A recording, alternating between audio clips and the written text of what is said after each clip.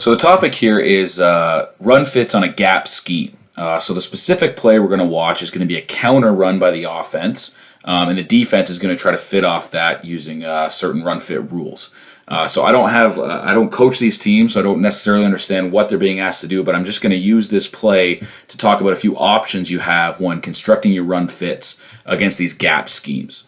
So one of the first steps is just understanding what the offense is trying to do when they're running these gap plays. So here we're going to see actually two pullers. They're going to be the backside guard and the backside tackle coming across the formation. So when the offense is running these type of gap schemes and bringing these two pullers across, what they're actually going to do is they're going to leave two defenders to the front side. So the front side blockers don't need to account for these two players. The pullers are going to handle them when they come across. So understanding this, and we can just let this run for a minute. First question is, how do you want your defensive end or whoever the end man is on the line, how do you want them to fit on that first puller? So the two main options would be, one would be to box, which means to stay outside of that puller, take them on with your inside shoulder. The other option would be to spill. So now you're coming inside that block using a wrong arm technique and trying to spill the play. So what we're going to see on this play is this defensive end actually box this lineman. So this is a big, can be a physical collision. You have an offensive lineman who's usually a big player with a head of steam coming to kick you out. So you need great technique. Here you see a good low pad level. This player is going to take on the block with the shoulder, keeping the head out of contact. And again, trying to sort of set that edge, get a good posture, and set the edge of the play there. The next player we'll talk about is this next inside linebacker. So he's the next player that the offense is leaving.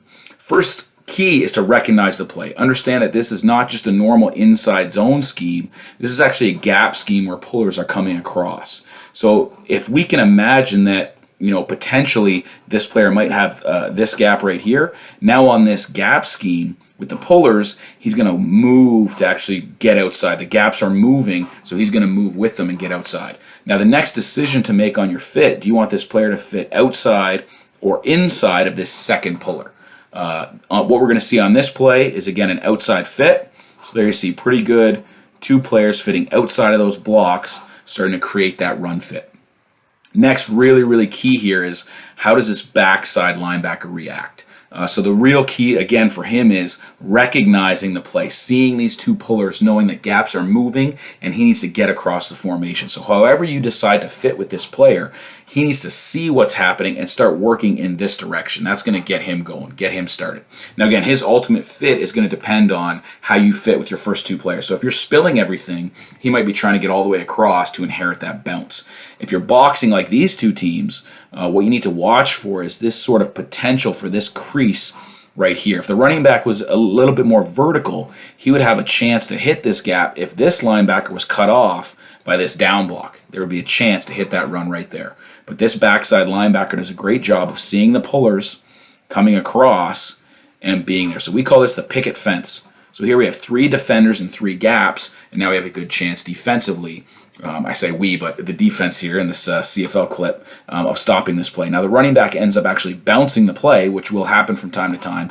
And now what comes into play is, the force players from outside in. Canadian football, wide field, you need a good plan to come down and fit those things from the outside in. Again, this backside linebacker is going to be a key here. He's going to come all the way across and actually be in on the tackle because he did a great job recognizing what was happening and seeing those pullers, which means the point of attack is going to be on the other side of the line. So just a few simple starting points to think about when constructing those run fits.